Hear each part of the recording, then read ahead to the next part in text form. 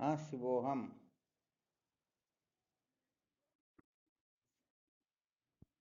क्या विषय चल रहा था अपना?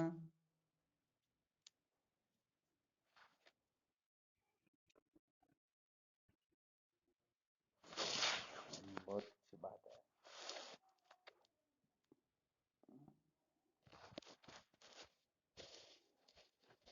अच्छा, संसार को बनाए रखना, इससे क्या तात्पर्य है? किसको महत्व देना?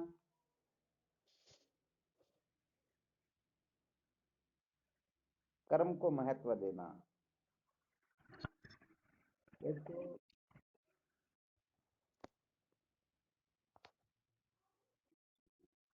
कर्म को, एक तो कर्म मार्ग होता है और एक ज्ञान मार्ग होता है।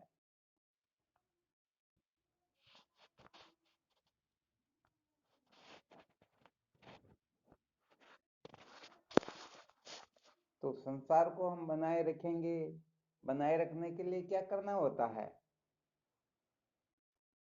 कर्म करना होता है। तो देखो, संसार को बनाए रखने की जो इच्छा होती है, इसके मूल में जो भावना बैठी हुई होती है, तो वह भावना होती है कुछ न कुछ करने की। क्लियर?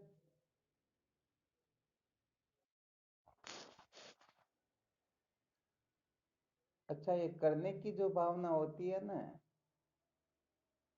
ये किससे होती है? अज्ञान से होती है। आ गया समझ में? जितनी भी करने धरने की भावना होती है वह अज्ञान से ही होती है। तो बात यहाँ पर यह है कि जो वस्तु जिससे उत्पन्न होती है वह उस वस्तु के नाश का कारण नहीं होती है।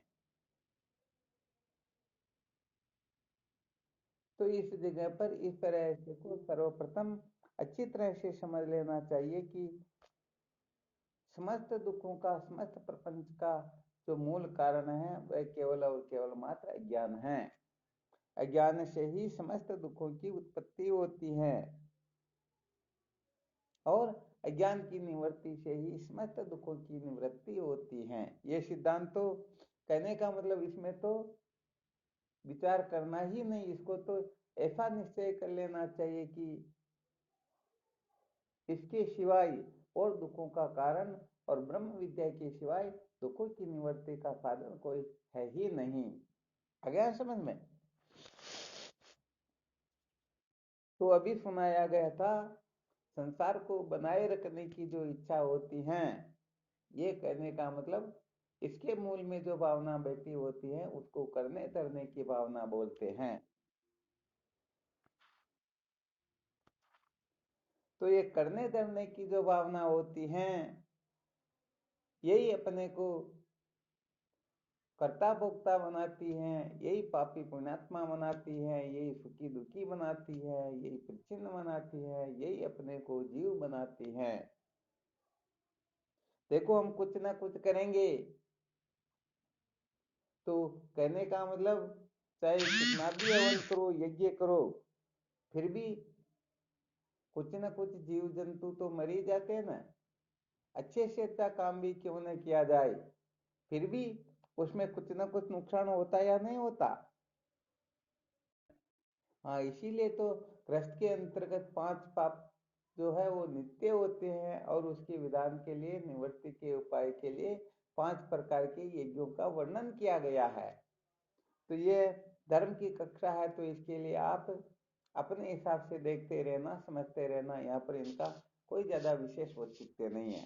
केवल इतना ही समझना है कि हम चाहे कितना भी अच्छे से अच्छा काम क्यों ना करें, फिर भी उनके अंतर्गत निश्चित रूप से कुछ अंशों में पाप भी होगा ही होगा। आ गया समझ में? तो पाप होगा तो पुण्य भी होगा और पाप भी होगा। तो जब पुण्य होगा तो हम अपने आप को क्या समझेंगे? धर्मात्मा समझेंगे। और पाप होगा तो हम अपने आप को पापात्मा समझेंगे। जब हम कुछ करेंगे तब अपने को कर्ता समझेंगे, और उनका फल भोगेंगे तब हम अपने को भोक्ता समझेंगे। तो बताओ, जीवन में सुख दुख आदि सब प्राप्त होगा या नहीं होगा? तो कभी हम अपने को सुखी समझेंगे, कभी दुखी समझेंगे, और ये सारा का सारा समझना परिचिनता से होता है। इन सबको जीव भाव ही कहते हैं। तो देखो, केवल मात्र इतनी सी बात किसी के हृदय में बैठी हुई हो कि मुझे संसार को बनाए रखना है, तो संसार को बनाए रखने के संकल्प मात्र से ये अनेक प्रकार की क्रियाएं चेष्टाएं अपना काम करना शुरू कर देती हैं। आ गया समझ में? तो विचार यहाँ पर ये करना है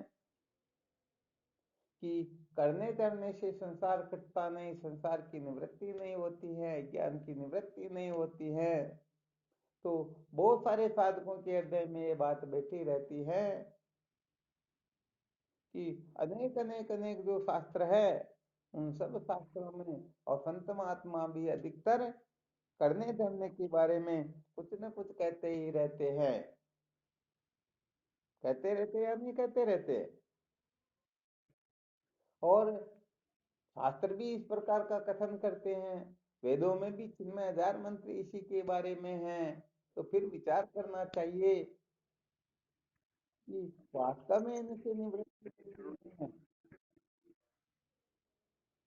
किसी भी प्रकार से निवृत्ति नहीं होती है। हाँ स्यो हम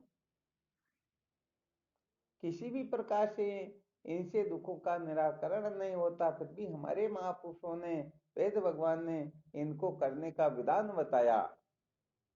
तो फिर यहाँ पर कुछ ना कुछ विचार करना चाहिए या नहीं करना चाहिए? कहने का मतलब इनको करना चाहिए या नहीं करना चाहिए, ये संशय खड़ा होता या नहीं होता? तो अच्छा, अब थोड़ा विचार करके समस्त साधकों को इसके बारे में विचार प्रकट करना है। योग वासिष्ठ के सूत्र के अनुसार थोड़ा इसका और विचार कर लेते हैं। तो फिर इनका प्रयोजन क्या है? कर्म जो किया जाता है, कर्म का प्रयोजन क्या है?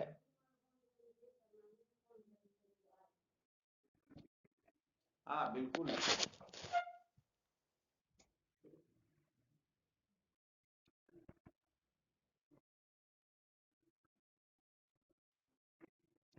नहीं, संसार के अंतर वो तो ठीक है। संसार के अंतर्गत प्रत्येक जीव जो कर्म करते हैं, उनका प्रयोजन क्या है?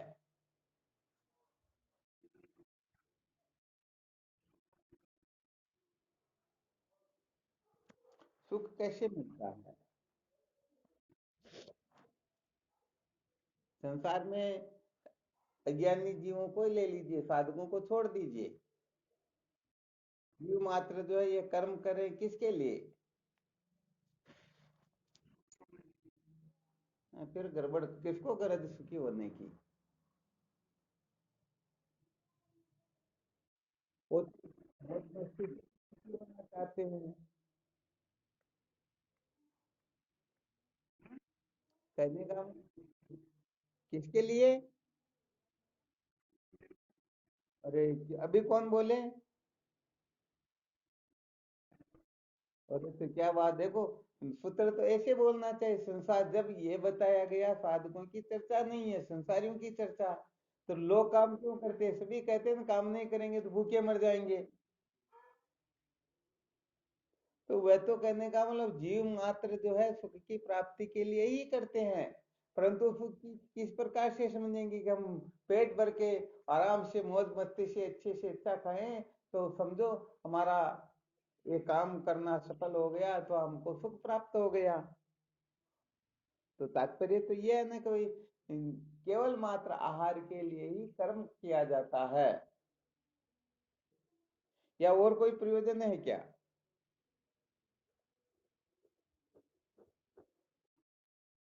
खाना पीना ही तो मुख्य होता, बाकी तो कहने का मतलब रहना वगैरह वो तो होता, परंतु सबके बिना रह सकते, परंतु भोजन के बिना रह सकते क्या? तो वशिष्ठ जी महाराज भगवान राम को कहते हैं, अत्रातम कर्म कुर्याद निंद्यम, इस संसार में आहार के लिए अनिंदित कर्म ही कर्तव्य है, निंदित नहीं। क्योंकि जो कुछ भी किया जाता है पेट भरने के लिए, खाने पीने के लिए किया जाता है। तो देखो, खाने पीने के लिए कुछ ना कुछ तो करना ही होगा, क्योंकि कुछ किए बिना हम खा नहीं सकेंगे। तो यहाँ पर सूत्र यह बताया गया कि दो प्रकार के जो कर्म होते हैं, एक निंदित कर्म होता है, दूसरा अनिंदित कर्म होता है। निंदित कर्म से तात्पर्य वेद विरुद्ध कर्म होता है, और अनिंदित कर्म से तात्पर्य वेद विहित कर्म हुआ करता। आ गया समझ में? तो यहाँ पर कहा गया है कि आहार के लिए कर्म आवश्यक है, परंतु कर्म जो है निंदित कर्म नहीं करने चाहिए, बल्कि अनिंदित कर्म करने चाहिए। ये थोड़ा अलग टाइप से इसको सिद्ध कर रहे हैं, क्योंकि बिना तत्व ज्ञान के, बिना तत्व की जिज्ञासा के किसी के दुखों का अंत होता ही नहीं। सर्व दुखों की निवृत्ति और परमानंद की प्राप्ति भी जो बताया ना, सुखी होने के लिए, तो वास्तव में सुखी होने के लिए जो सूत्र है वह अंतिम कक्षा में, अर्थात इनके जो सूत्र बताए जा रहे, अंतिम सूत्र में ये बात बताई जाएगी कि इस प्रकार से जीव सदा सदा के लिए सुखी हो सकता है। आ गया समझ में?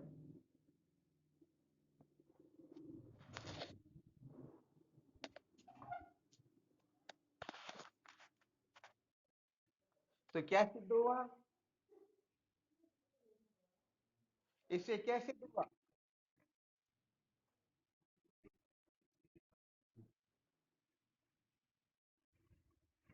ठीक बात है।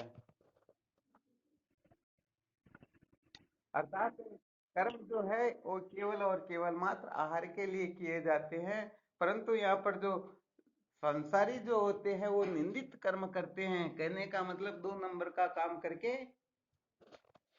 अपने खाने पीने की व्यवस्था करते हैं।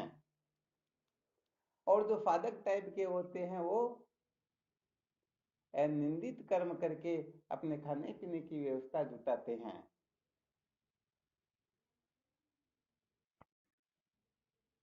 इसीलिए तो यहाँ पर तो बहुत सारे संत महापुरुषों का कथन भी है, कबीर संगत साधु की जो की दूसरी खाए, खीर खांड भोजन मिले दुर्जन संग नहीं जाए।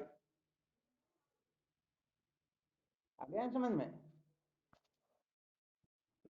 मिला करके यहाँ ज्यादा विचार नहीं करवाना, आप लोग खूब विचार करते रहना। यहाँ पर तो संकेत केवल इतना ही करना चाहते हैं कि आहार के लिए कर्म कर्तव्य है, परंतु अनिंदित कर्म ही करना चाहिए, निंदित कर्म नहीं। अच्छा, यदि कोई यहाँ पर अनिंदित कर्म करता है तो इसे क्या क्या सूत्र निकलते, क्या क्या रहस्य निकलता है यहाँ पर?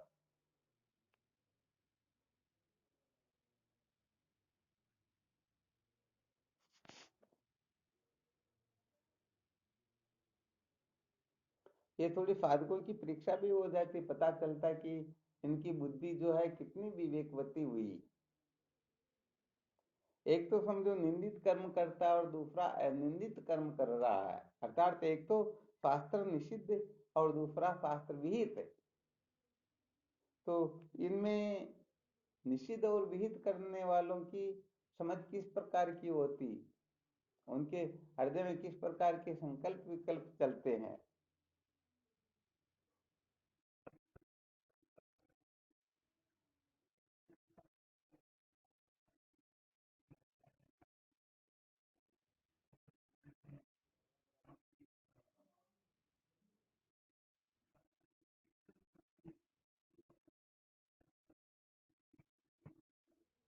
बहुत अच्छी बात है। बहुत धन्यवाद, बहुत अच्छा सूत्र बताया। तो सहजानंद जी महाराज ने बहुत अच्छी बात बताई। अच्छा, बाकी के साधक भी कोई बता सकते हैं उनकी थिंकिंग के बारे में, उनकी साइकोलॉजी क्या है? ये वैसे देखा जाए तो बड़े गंभीर रहस्य होते हो, ध्यान देना इस पर। ये कोई छोटी मोटी बातें नहीं होती, लोग इनको समझते नहीं है, इसलिए बेवकूफी से जीवन जीना ही मूर्खता होती है। देखो अभी एक ऐसा रहस्य निकालते हैं। वैसे बहुत अच्छी बात बता दी, परंतु कहने का मतलब लोगों की असलियत कैसे पता की जाती है इसके बारे में थोड़ा अनुभव हो जाएगा।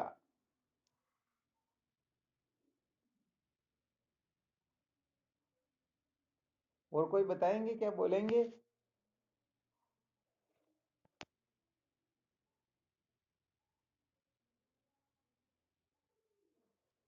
अरे भाई, जो एक शास्त्र विरुद्ध कर्म करता है और दूसरा शास्त्र निषिद्ध कर्म करता है, तो उनके हृदय में क्या बात बैठी हुई, उनके हृदय में क्या बात बैठी हुई है? हाँ शिवोहम।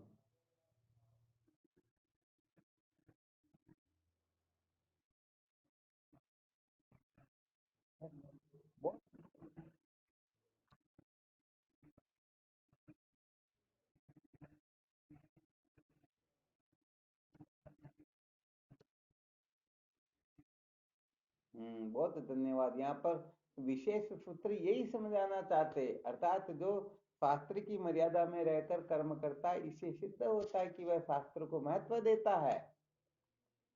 आ गया समझ में?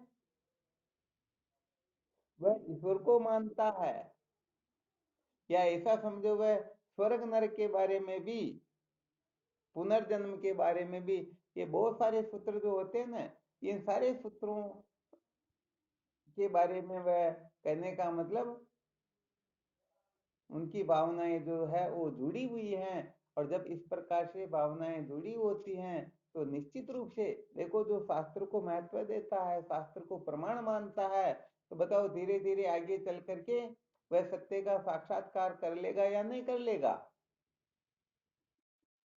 हाँ बिल्कुल सत्य बात है, क्योंकि ब्रह्मसूत्र के प्रथम अध्याय के प्रथम पाद के तीसरे सूत्र में यही बताया गया है, शास्त्रीय योनित्वात्, अर्थात उस आत्म तत्व के साक्षात्कार में शास्त्र ही कारण होते हैं।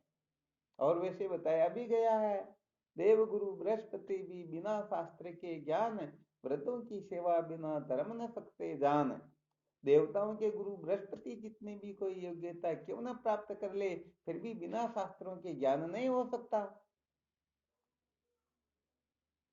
जैसे छोटा बच्चा जो होता ना, चाहे कुछ हुआ भी नहीं हो फिर भी वह रोता, तो उसे कहते हैं वो गिर जाता है, गिरते ही रोता या नहीं रोता?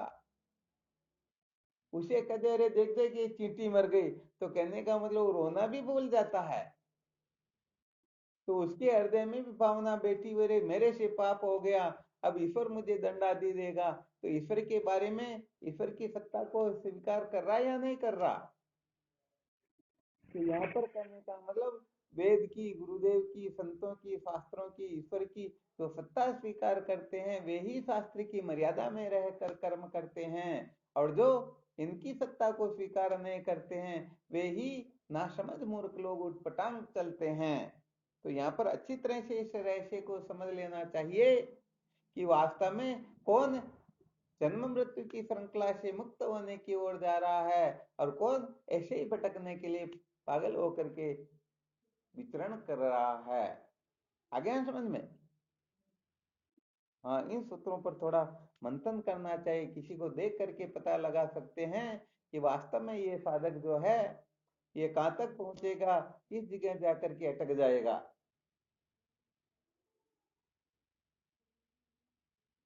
तो व्यवहार से सारा का सारा अनुभव किया जा सकता है।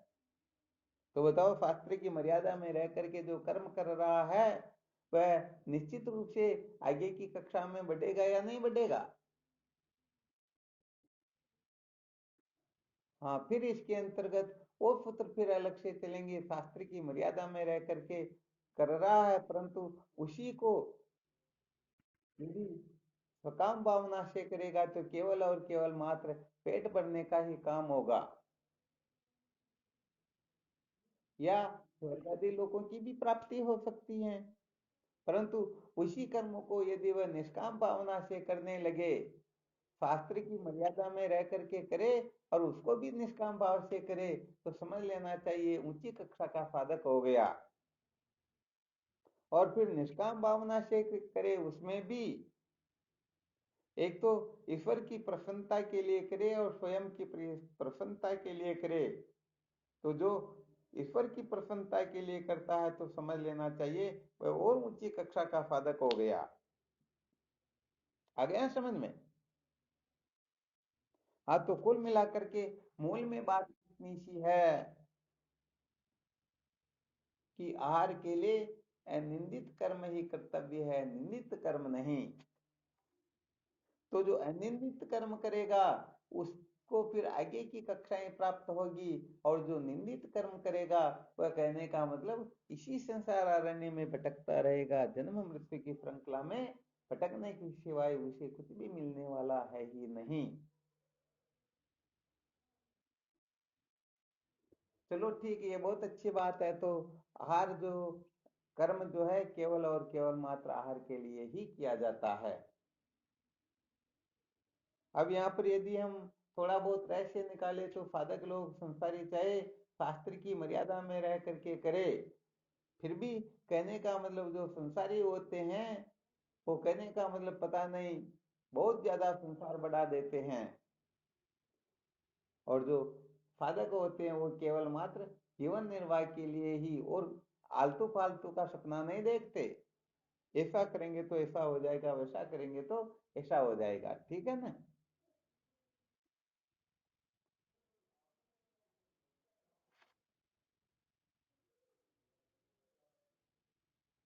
यहाँ पर कहने का मतलब ये है कि जो कुछ भी किया जा रहा है उसका वह सदुपयोग ही करेगा। कहते हैं ना, कबीर माया रूखड़ी दो फल की दातार, खाया खर्चा संग चले सींचा नरक द्वार। यदि खा लेंगे खर्च कर लेंगे तो ये कहने का मतलब मुक्ति का साधन हो जाएगी, और इनको एकत्रित करेंगे तो संग्रह करेंगे तो यही अपने पतन का कारण हो जाएगी। तो कुल मिलाकर के सदुपयोग जो होता है वह साधक को फिर आगे की कक्षा में बिठा देता है, और सदुपयोग न करे तो फिर वही बात अलग हो जाती है। तो चलो फिर आगे की कक्षा में चलते हैं। कर्म जो किया जाता है आहार के लिए, परंतु आहार किसके लिए किया जाता है? किया गया आहार के लिए, परंतु आहार किसके लिए किया जाता है?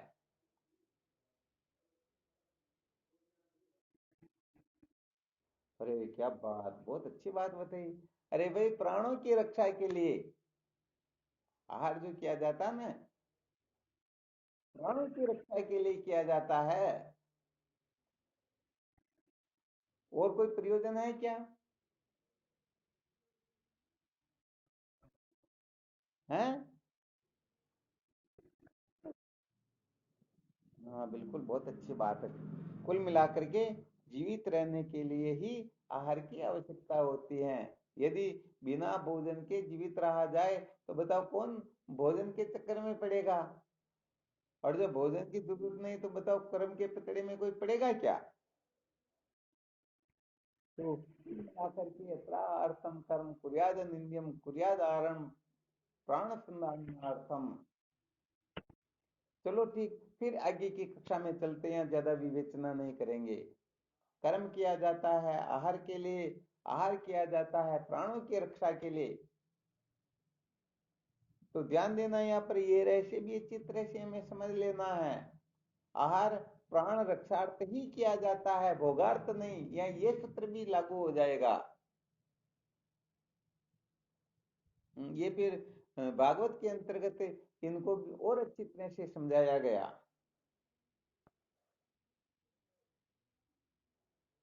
तो कौन सा सूत्र निकला? आहार किया जाता है प्राणों की रक्षा के लिए, मौज मस्ती के लिए, भोगों के लिए नहीं।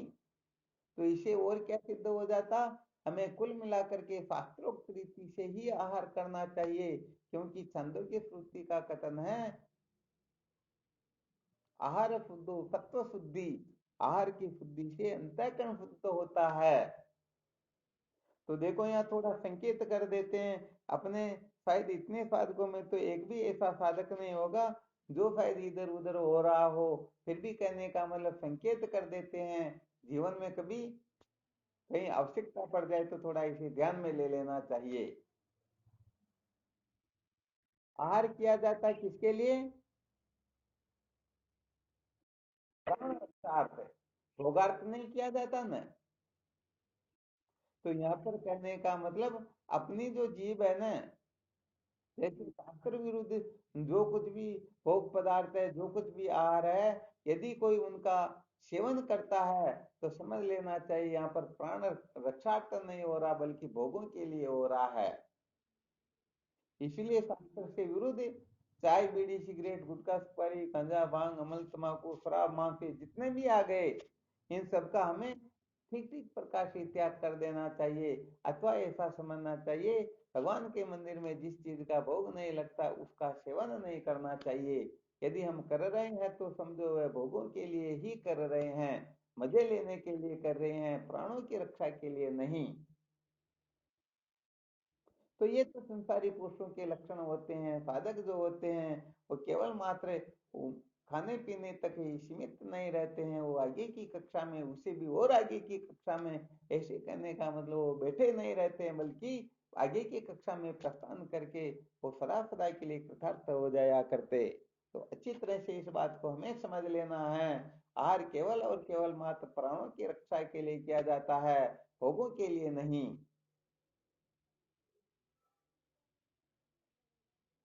यदि हम गड़बड़ घोटाला करें तो क्या है?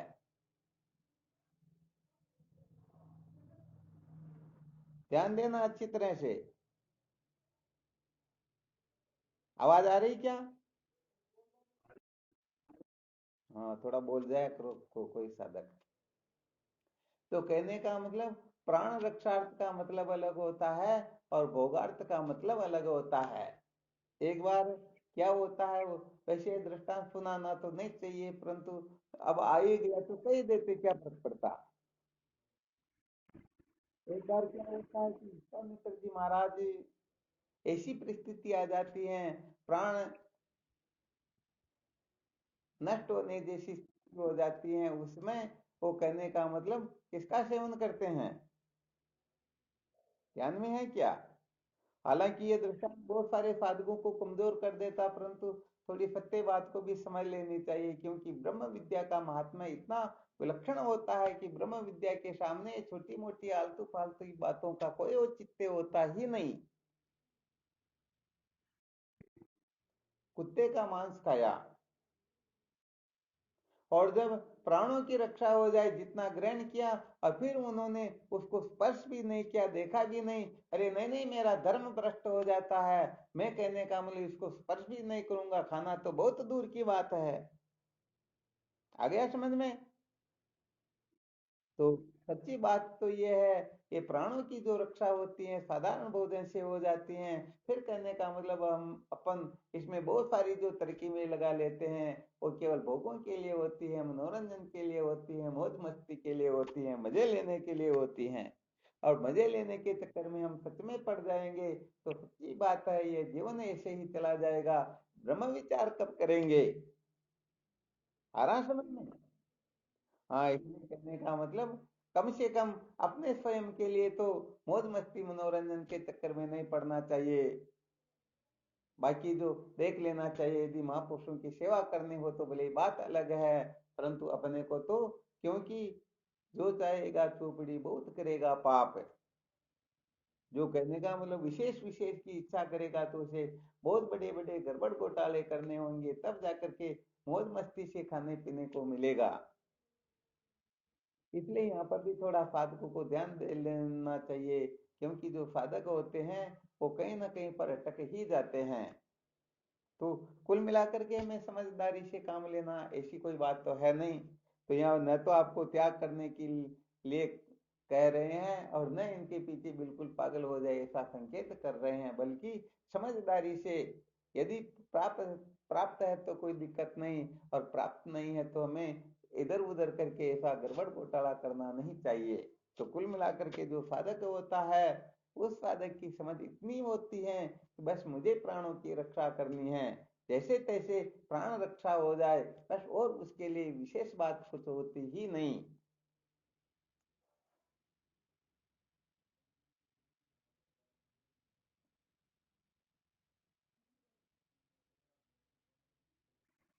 ठीक है ना। तो आहार कर्म जो किया जाता है आहार के लिए, तो इसमें बताया गया अनिंदित कर्म नहीं करना है, अनिंदित कर्म ही करना है, निंदित कर्म नहीं करना है।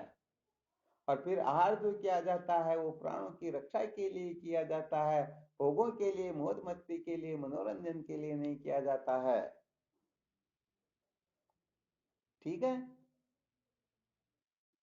अब आया महत्वपूर्ण प्रश्न। इस प्रश्न के ऊपर जो अच्छी तरह से विचार प्रकट करेंगे या इस कार्य से जो समझ गए, समझ लेना चाहिए उनका जीवन धन्य हो गया। समझो उनके जीवन में समस्त दुखों की निवृत्ति करने वाला ज्ञान रूपी सूर्य उदय होने वाला है। तो कर्म किया जाता आहार के लिए, आहार किया जाता प्राणों की रक्षा के लिए, अर्थात जीवित रहने के लिए। परंतु विचार ये करना कि जीवित किसके लिए रहे। वैसे विचार करवा देते हैं, चाहे इस संसार में कोई क्यों ना हो, उनकी मृत्यु का समय आ गया हो, यमराज उनके पास में आए और वह हाथ जोड़ करके कहे मुझे कुछ मोहलकत तोड़ दे दो, अभी मुझे मत ले जाओ। अब यमराज कह देते भाई तुझे मोहलकत तो क्या, मैं तुझे 1 लाख वर्ष की उम्र और दे देता हूँ, 1 करोड़ वर्ष की दे देता हूँ, परंतु तू बता करेगा क्या। आ गया समझ में। गड़बड़ घोटाला सबका इसी जगह पर होता है। उनको पता ही नहीं, जीवित तो हम रह रहे हैं परंतु जीवित किसके लिए रहना है।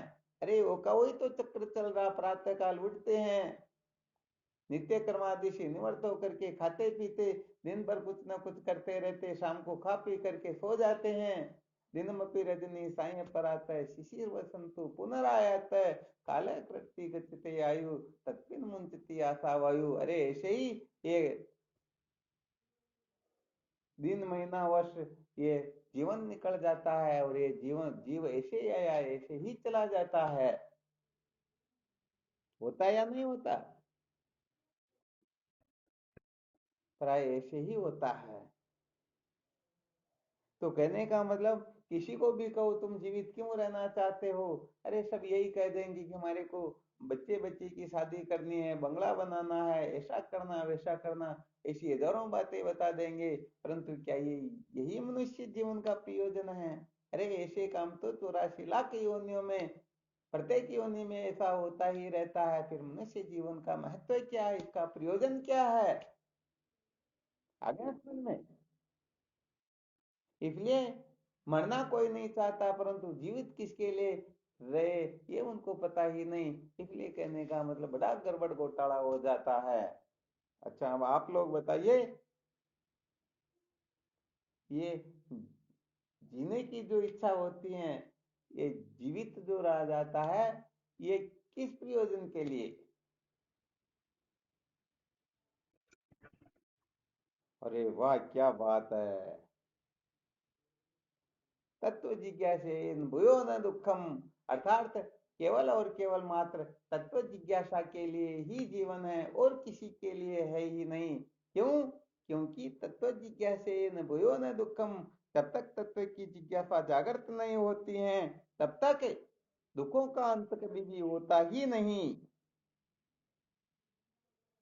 आ गया समझ में। हाँ ये बड़ी विलक्षण बात है। कुल मिलाकर के यदि तत्व की जिज्ञासा जागृत हो गई तो समझो उनका ये जीवित रहना सार्थक हो गया।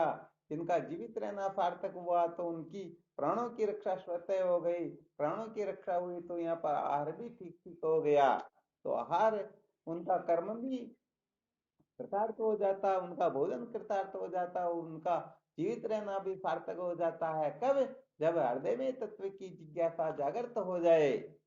तो तत्व जिज्ञासा जागृत नहीं होती है तो सच्ची बात है उनका कोई औचित्य नहीं होता है, वो ऐसे ही संसार अरण्य में भटक रहे हैं। अतः कुल मिलाकर के साधक इस जगह इस रहस्य को अच्छी तरह से समझ ले, अच्छी तरह से धारण करे, अच्छी तरह से निष्ठा बना ले कि यदि तत्व जिज्ञासा जागृत नहीं हुई तो अनादिकाल के साधन भजन सब अभी तक समझो उन्होंने अपने को ठीक फल दिया ही नहीं, अभी तक वह कृतार्थ नहीं हुए, अभी तक उनका वास्तविक फल हमें प्राप्त नहीं हुआ।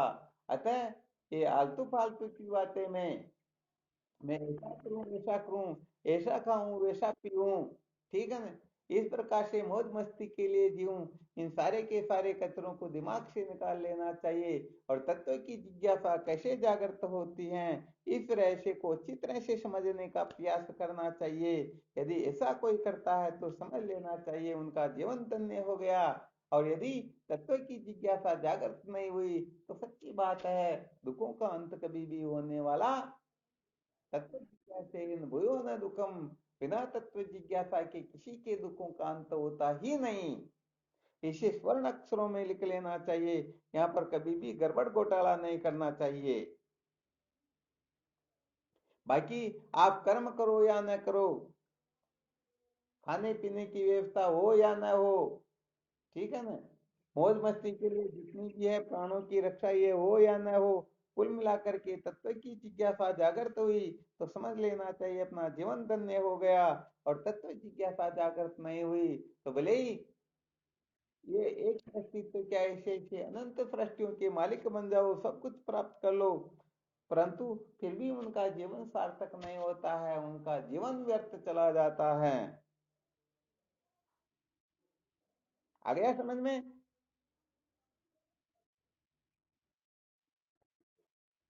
हाँ, तो कुल मिलाकर के अपना जीवन व्यर्थ न चला जाए, साधकों को अच्छी तरह से इसका ध्यान रखना चाहिए, अच्छी तरह से इस रहस्य को समझना चाहिए। इस रहस्य को अच्छी तरह से समझ लिया, समझ लेना चाहिए, उनका निश्चित रूप से जीवन धन्य हो जाएगा। और सच्ची बात यह है कि जब तत्व जिज्ञासा जागृत होगी तब ही वह ठीक ठीक समझ पाएगा, फिर वह निर्णय कर पाएगा कि वास्तव में ठीक क्या है और ठीक क्या नहीं है। ये पहले जो बातें चितें चलती रहती हैं ना, उनका विशेष कोई औचित्य नहीं होता।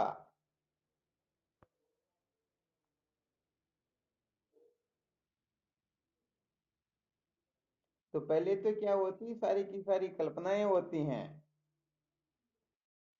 हाँ, संतों के क्या लक्षण होते हैं, गुरुदेव के क्या लक्षण होते हैं, ज्ञान का स्वरूप क्या होता है, ये सारी की सारी बातें फिर समझ में आने लगती हैं। अब जो पहली कक्षा में बैठे होते वो अनेक प्रकार की कल्पना करते रहते, परंतु उससे फिर काम चलता। हाँ, क्योंकि ऐसी योग्यता जब हो जाएगी ना, वो सारा रहस्य समझे, इस प्रकार से वो विवेकवान हो ही जाएंगे।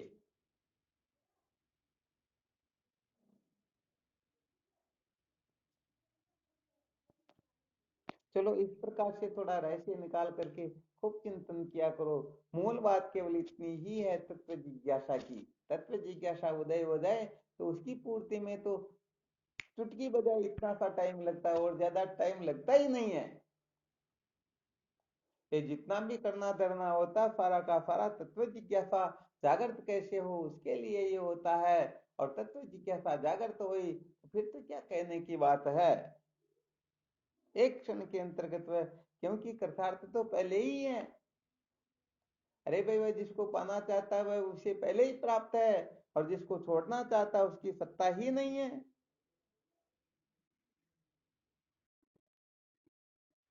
हाँ तो, हाँ कोई दिक्कत नहीं है, अभी जिज्ञासा जागृत जिनकी नहीं हुई उनके समझ में नहीं आएगा, और जिनकी जिज्ञासा जागृत हो गई उनके समझ में आ जाएगा। क्योंकि जिनकी जिज्ञासा जागृत हो जाती है उनके लिए ब्रह्मलोक तक के जितने भी भोग पदार्थ है वो सारे के सारे, कहने का मतलब, कचरे के समान हुआ करते, इसलिए अरे भाई, अपनी जो खोपड़ी है ना, अपना जो दिमाग, अपनी जो बुद्धि है, ये हजारों लाखों जगह पर भटकी हुई है। मुझे ये पाना, ये पाना, ये पढ़ना, अरे कर्तव्यम दुख मार्तंडम ज्वाला दग्धांतरात्मन, कथम प्रथम पीयूष तारासार मरते सुखम। मुझे ये करना, ये करना, ये करना, इस प्रकार से जो कर्तव्य की अग्नि में जल रहे हैं वो ब्रह्मानंद का अनुभव सचमुच में कर नहीं पाते हैं। तो जिनके हृदय में तत्व की जिज्ञासा जागृत हो जाती है तो सबको क्या समझ लेते हैं। बस बस, सच्ची बात तो यह है कि हम इस प्रकार से नहीं समझते हैं, इसीलिए अपनी बुद्धि, अपना मन, अपनी इंद्रियां बस इनको ही सजाने संवारने में लगी रहती हैं। तो फिर ब्रह्म विचार कैसे जागृत हो। तो कुल मिलाकर के समस्त साधकों को ज्ञान हो या न हो, जिसकी चिंता नहीं करनी है, तत्व जिज्ञासा जागृत हुई या नहीं हुई, इसी के बारे में अनुसंधान करना चाहिए, विचार करना चाहिए 24 घंटे। कहने का मतलब ऐसी तड़पन जागृत रहे कि ये कब तत्व की जिज्ञासा जागृत हो। और तत्व जिज्ञासा जागृत होने में क्या क्या करना होता है, किस किस का त्याग करना होता है, बस जो समझदार है वो विचार कर लेंगे। और जिनको बंदे ही रहना है तो भाई उनके लिए तो कुछ करना धरना है ही नहीं, जो कर रहे हैं इतने दिनों से करते आ रहे हैं, ऐसो करते रहो। निश्चित रूप से संसार अरण्य में भटक का सुख अवसर प्राप्त हो ही जाएगा, चिंता करने की कोई आवश्यकता नहीं है।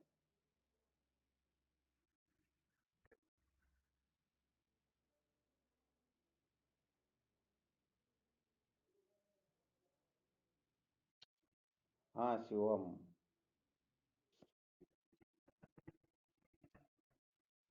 अरे ये तत्व जिज्ञासा जो है, जैसे अपना जो वो क्रम चल रहा है ना, न कर्मणा न प्रजया न धनेन त्यागेन के मृतत्व मानसु। कर्म धन भोग से अमृतत्व की प्राप्ति नहीं होती, बल्कि इनके त्यागने से होती है। तो कहने का मतलब इनके प्रति जो अपना आग्रह बैठा हुआ है कि इसी से मैं कृतार्थ हो जाऊंगा, ये आग्रह जब निकलने लगता है, अथवा मल विक्षेप दोषों की निवृत्ति होने के पश्चात जब संतों के संग से इस संसार की असलियत को हम समझने लगते हैं, तब तत्व की जिज्ञासा जागृत होती है। हम इस संसार को, है तो ये गोबर की बनी हुई मिठाई जिस पर चांदी का वर्क लगा हुआ, हम टूट पड़ते हैं, परंतु जब असलियत को जान जाते हैं तो निश्चित रूप से तत्व की जिज्ञासा जागृत हो जाती है। अनादिकाल से हम इस संसार को ही सत्य प्रिय रमणीय समझ करके पागल हो रहे हैं। यदि संतों की कृपा से सत्संग के द्वारा, साधन भजन के द्वारा कोई साधक ये समझ ले कि वास्तव में ये संसार जो है सत्य नहीं, प्रिय नहीं, रमणीय नहीं, बल्कि सत्य कोई और वस्तु है, प्रिय कोई और वस्तु है, तो वह कहने का मतलब इस संसार से छूटने के लिए और उस परम सत्य को जानने के लिए कमर कस ही लेगा। आ गया समझ में?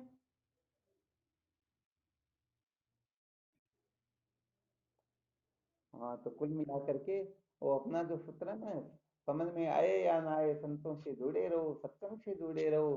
क्योंकि ये सत्संग जो है एक ऐसी औषधि है जिसके सेवन करने मात्र से अनादिकाल के बंधन छिन्न भिन्न हो जाया करते हैं।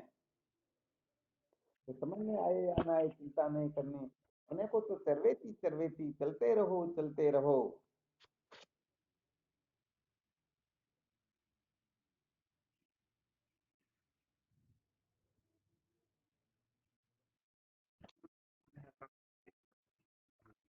क्या आई?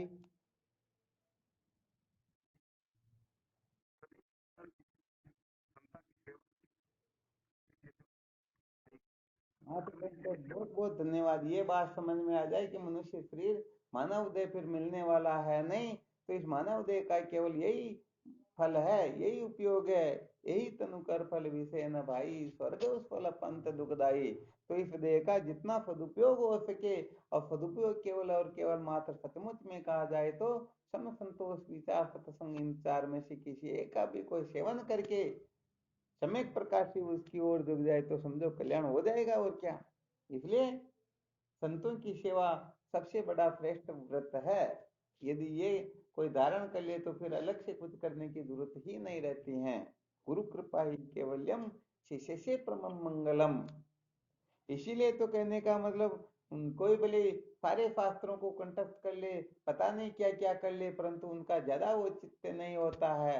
वास्तव में हमने अपना जो समय है, अपना जो जीवन है, संत महापुरुषों को, सत्संग को कितना समर्पित किया, कितना गुरुओं के सानिध्य में रहे, कितना उनकी आज्ञा का पालन मर्यादा में रह करके, ये सारा जितना हम करते हैं समझो हम उतने ही अधिक साधक हो जाया करते। आ गया समझ में? हाँ। ये क्या होते हैं, क्या होता है कि बहुत सारे लोग जो होते हैं ना, जैसे अपने कोटा वाले राम कल्याण जी महाराज, अब वो भी रिटायरमेंट होने में थोड़े समय के बाद में, साल 2 साल के बाद में। तो रिटायरमेंट होकर के लोग क्या करते हैं, ये रिटायरमेंट होकर के दुकान चला लेते हैं। और चाहे दुकान किसी की समझो, ऐसे कहने का मतलब ये बड़ा गड़बड़ घोटाला होता है। तो कुल मिलाकर के विद्या के बंधन से मुक्त होने के लिए जो संतों का संग करते हैं, सत्य के साक्षात्कार के लिए दृढ़ प्रतिज्ञ होते हैं, समझो उन्हीं का जीवन धन्य हो जाता है।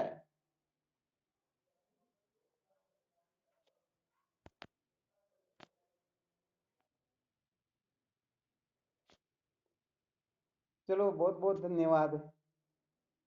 तो कुल मिलाकर के हमें तत्व की जिज्ञासा कैसे जागृत हो, इसी के लिए विचार करना है, मंथन करना है। वरना पूरे जीवन भर हम संसार का काम काज करते रहे और अंत में फिर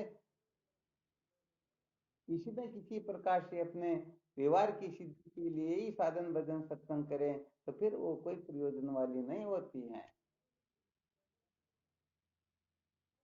आ गया समझ में? हाँ, राम कल्याण जी देख लेना, रिटायरमेंट होते ही फिर संतों की संग के सिवाय कुछ नहीं करना। हाँ बिल्कुल सही है, 2 साल पहले ही कर देते हैं।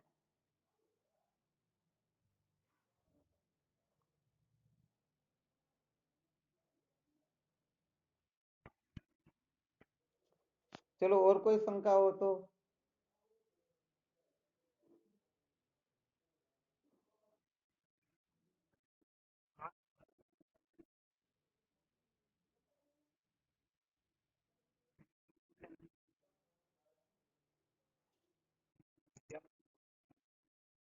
हम्म,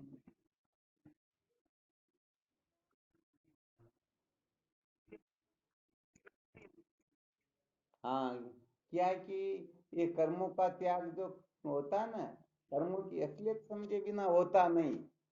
तो कुछ ना कुछ करेंगे नहीं, संसार में ठोकरें लगेगी तभी तो हम सुधार करेंगे। अब जिनके ठोकरी नहीं लगती तो वो क्या सुधार करेगा। तो कहने का मतलब केवल और केवल मात्र कर्म सचमुच में दुख रूप है। कर्म के द्वारा जो प्राप्त होता है वो अनित्य होता है, वो शाश्वत नहीं होता है। ये रहस्य अपने को समझ में नहीं आता, इसलिए फिर इस तरफ जाना पड़ता है। अरे भाई, जो असली शादी में नहीं समझता वही तो नकली शादी करता है। तो असली शादी तो केवल परमात्मा से होती है, बाकी संसार के लोगों से तो नकली शादी होती है। तो कुल मिलाकर के क्या कि थोड़ा इस प्रकार का अनुभव भी न होना तो सच्ची बात यह है, क्योंकि जब जीवन में दुख आता तभी तो जिज्ञासा जागृत होती है। और कुछ न कुछ करेगा तो कर्म तो दुख रूप है, कर्मणा बद्धते जंतु। जीवों को बांधने वाला ही कर्म है, रुलाने वाला भी कर्म है। हर प्रकार से कर्म बंधन करने वाला होता है, परंतु बात समझ में नहीं आती। इसलिए कहने का मतलब ऐसा करवाना होता है। जैसे कोई बैठना नहीं चाहता तो फिर उसको कहे भाई तू ऐसा काम कर, 4-5 किलोमीटर उनको घुमा करके भाई तो थोड़ा घूम लियो। अब बताओ, 4-5-7 किलोमीटर जब वो चलेगा तो न चाहते हुए न कहते हुए भी वो बैठेगा या नहीं बैठेगा। ये एक प्रकार की युक्ति हो गई। तो कर्मों से छुड़ाने के लिए कर्म करवाना होता है, ताकि वो इस रहस्य को समझ जाए। वरना कल्याण तो केवल ज्ञान से ही होता है।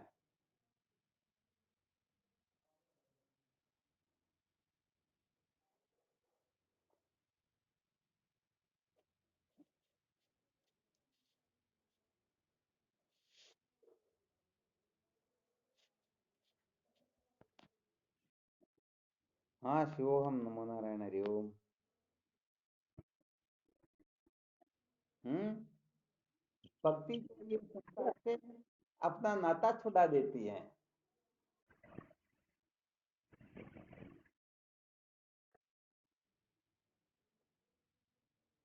कहने का मतलब संसार में जो हमारी आसक्ति होती है ना,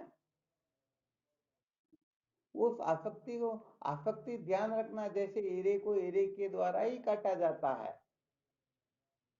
तो संसार से छूटने के लिए, संसार की आसक्ति का त्याग करने के लिए किसी न किसी में आसक्ति करनी होती है। जैसे पहले बहुत समय तक ये सुनाया करते थे, काफी समय तक विषय चला था कि यदि अपनी जो चित्तवृत्ति शांत नहीं होती है, पता नहीं एक दिन में हजारों लाखों के तरफ अपनी चित्तवृत्ति जाती है, तो क्या करना चाहिए? अपने को शादी कर लेनी चाहिए। तो इससे क्या होगा? वो अनेक की आसक्ति है वो छूट जाएगी, और फिर एक में से आसक्ति निकालने में क्या टाइम लगेगा? तो ऐसे ही संसार की आसक्ति का त्याग करने के लिए भगवान में आसक्त होना होता है। तो भगवान से अत्यंत प्रेम करने का नाम ही भक्ति होता है। तो बताओ, भगवान से यदि किसी की आसक्ति हो जाए, भगवान से संबंध जुड़ जाए, तो संसार के लोग छूटेंगे या नहीं छूटेंगे?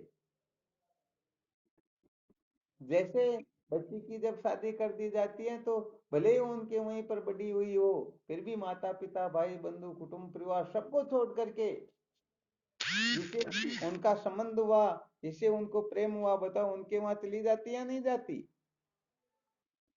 तो बस ऐसे ही जिस जीव का भगवान से संबंध हो जाता है, भगवान से प्रीति हो जाती है, फिर संसार उनको फीका लगने लग जाता है। और जब भगवान से प्रीति होती है, तो फिर भगवान कृपा करके उनके अंतःकरण की स्थिति को देख करके उसे उसी प्रकार का फल दे देते हैं।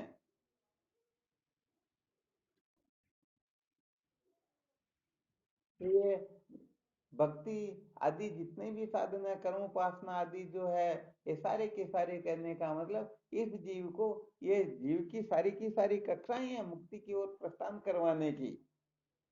कोई तो अधर्म को मिटा देता है, कोई वासना को मिटाता है, कोई विक्षेप को मिटाता है, कोई संसार की आसक्ति को भी मिटा देता है। तो इस प्रकार से जीव पवित्र होते होते होते अंत में योग्य होता है, और फिर तत्वमसि महावाक्य के अर्थ के श्रवण करने मात्र से ये कृतार्थ हो जाता है। तो ऐसे कहने का मतलब जैसे बच्चा पहले दिन पढ़ाई करने गया और उसी दिन कलेक्टर थोड़े बन जाएगा क्या? हाँ, ये आप लोग जो जुड़े हुए हो ना इस वेदांत की सत्संग के अंतर्गत, हालांकि बाकी में तो लोगों की लाखों की संख्या में भीड़ होती, परंतु अपने यहाँ तो 20-25 साधक कुल जुड़ते हैं हमेशा। आज वैसे 27-28 साधक है, या जो कुछ भी है। तो कुल मिलाकर के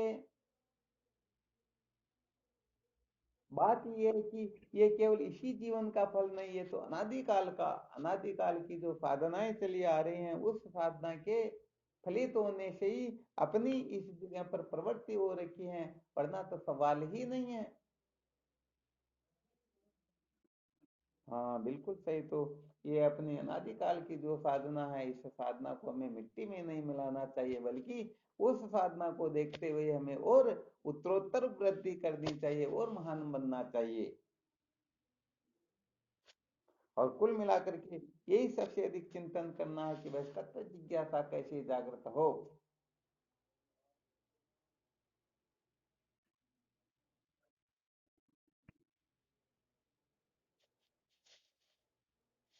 चलो ठीक, करो साधन भजन फिर, ठीक है ना? चलो।